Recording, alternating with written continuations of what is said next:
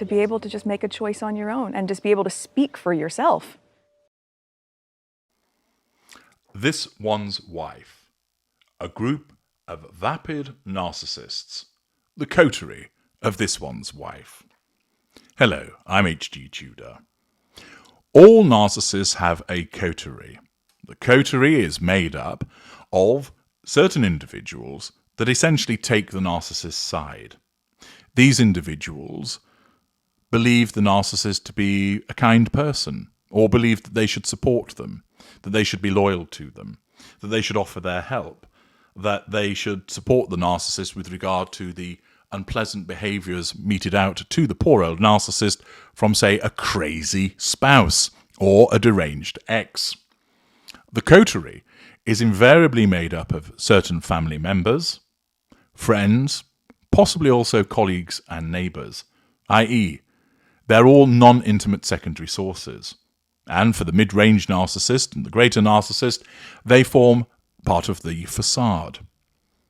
These coterie members are convinced of the essential goodness of the narcissist, that it's right to back the narcissist up and support them.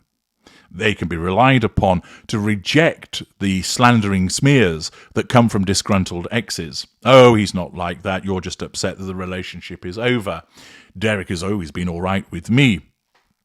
These individuals can be relied upon to perhaps provide money to the narcissist. They naturally provide fuel with their responses. They could provide emotional support when the poor old narcissist is feeling a little hard done to.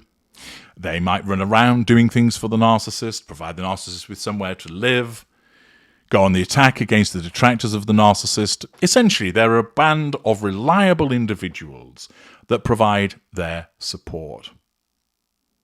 Narcissists always have a coterie of some description, even if it's very small, and This One's Wife is no exception.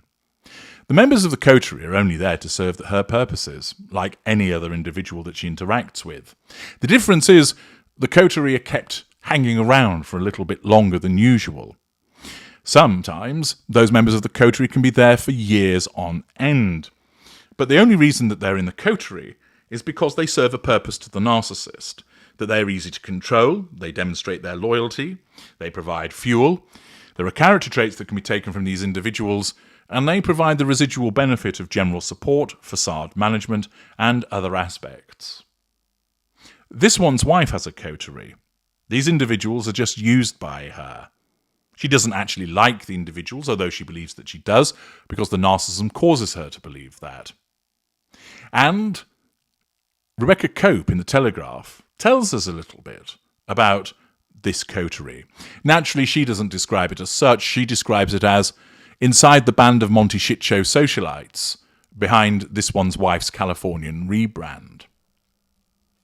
If one image could epitomise how the Duchess of Sussex wishes to be seen now, facade management, it's the portrait that her friend Kelly McKee Zaffan posted on her Instagram account on Wednesday evening. In the shot, This One's Wife can be seen sitting cross-legged beside Zaffan and another friend, Abigail Spencer, in a leafy, sun-dappled garden. The Duchess looks relaxed yet chic. Her hair is loose and wavy, her makeup natural, she's wearing simple mum-cut blue jeans, and crucially, no shows. The choice to go barefoot is a common theme for This One's Wife, who reportedly met the Princess of Wales for the first time barefoot. There's an undeniably hazy Woodstock feel to the images, which is an aesthetic that This One's Wife has lent into before, most notably in the first released images that showed her pregnant with her daughter, Lilibet. Those photographs taken by Misan Harriman also used a garden setting. In the post, the Duchess is wearing a charity t-shirt that reads "Loved like a mother." See parts passing for my analysis of that. It's in a graphic red font. The t-shirt, which costs £30 and is still available online, is being sold by Zaffan's Alliance of Mums charity to raise money to support pregnant and parenting teens in the local foster care system. The article talks about the image that's utilised and also when she appeared at the polo, and then talks about the new lifestyle brand. Goes on to state, any entrepreneur worth their salt knows that living the brand is key to its success. In this way, it's no surprise that this one's wife has been playing up her California credentials since the announcement of American Riviera Orchard retirement homes, particularly by aligning herself with local designers and fellow businesswomen and influencers. She has a small, tight-knit group of women that she's surrounded by, i.e. the Coterie. Most of them are incredibly wealthy and often married to very important men, but they're doing projects in their own right, usually in charity or philanthropy, explains one individual. Notice that there's quite a similarity with this one's wife. They are wealthy because of who they married.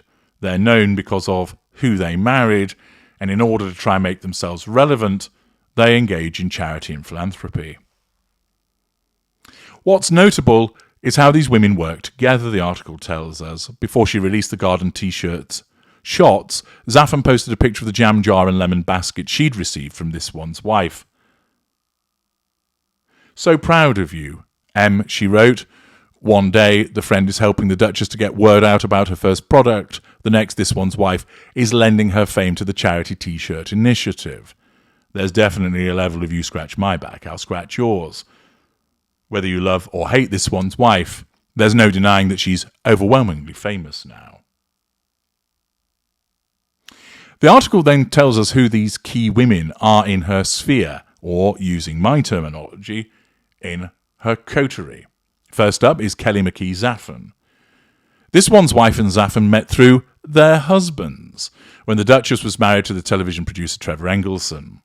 The 44-year-old and Alliance of Mums founder was also just one of 50 people that this one's wife sent her jam to. They were recently photographed on a ski trip to Powder Mountain. This one's wife comforted her friend, false compassion, following the tragic death of her 9-year-old son George. Thus, Kelly McKee Zafin, who otherwise you would have no idea who she is were it not for the fact that she has an association with the infamous This One's Wife, is a member of the Coterie. Next up, there's Abigail Spencer. The pair of them met on the set of Suits in 2011. She attended the wedding in 2018 alongside co-stars. Whilst This One's Wife has lost touch with some of the other cast members, it's clear that she and Spencer have remained close, quite probably because Abigail Spencer is easier to control, and therefore serves a greater purpose to her. She's also in the Coterie. Then we have Heather Dorak. She accompanied This One's Wife and Zafin on their ski trip. She's a Pilates and yoga instructor who owns 6 Platinum Pilates studios in California. She's been friends with the Duchess since the beginning of her acting career, and she also attended the 2018 wedding. Thus, another individual who you wouldn't know about were it not for the fact of her association with This One's Wife. Delphina Blackiere. We only know about her because she's married to Nacho Figueres, who's a friend of Harry's. Jamie Mazzari. She is apparently responsible for This One's Wife's new look, having fine-tuned the wardrobes of Hollywood cool girls Suki Waterhouse and Nicole Richie. She's worked with Adele and Jennifer Lawrence. Thus, she comes into the Coterie not as a friend, but as a supposed stylist. Next, we have Tracy Robbins. The only reason she's involved is she's married to Brian Robbins, who's the Paramount Pictures president and chief executive. I'll be friends with you because I want your husband to help me out in terms of potential deals for paying me for content. The two are thought to have been introduced while walking the red carpet for the One Love film premiere, which took place in January. So she's a recent addition to the Coterie. Despite the brevity of their friendship, Robbins was another of This One's Wife top 50 friends. She was the first to share pictures of This One's Wife's American Riviera Orchard jam delivery. These are some of the members of the Coterie. Note that none of them are particularly noteworthy in their own right, and they're known as a consequence of either marriage to somebody else or the fact that they're in This One's Wife's Coterie. Yet these are the individuals that are there to provide her with support, that they're easy to control, and they assist with facade management. They aren't actually friends, because the narcissist never has any friends. The narcissist just has appliances that are there to be used. Now, what is interesting is the observations of those below the line as to hearing about these members of the Coterie. MJA Church. And we all know that somewhere, possibly in nearby Nevada, there's some gang printing off those amateur labels, creating strawberry-coloured mush and trying to flog it on eBay for gazillions. Julia Donkin, it'll be you scratch my house faster than you can say but I'm the most important talentlessness, has only one richly deserved outcome: obscurity. Susan Firth, the three in the first photo appear to be clones. Same hair, same genes. As for this one's wife to preach about love, words fail me. Perhaps an interview with her father could be arranged. I'm sure he would show the imprint of her feet on his back and head as she climbed her way to notoriety. G.B. Wood, it's sad when you think of all the good and positive things the Sussex couple could have achieved in the world. Selling jam somehow falls a million miles from what could have been. Minestrone Baxter, bevy of airheads in unison.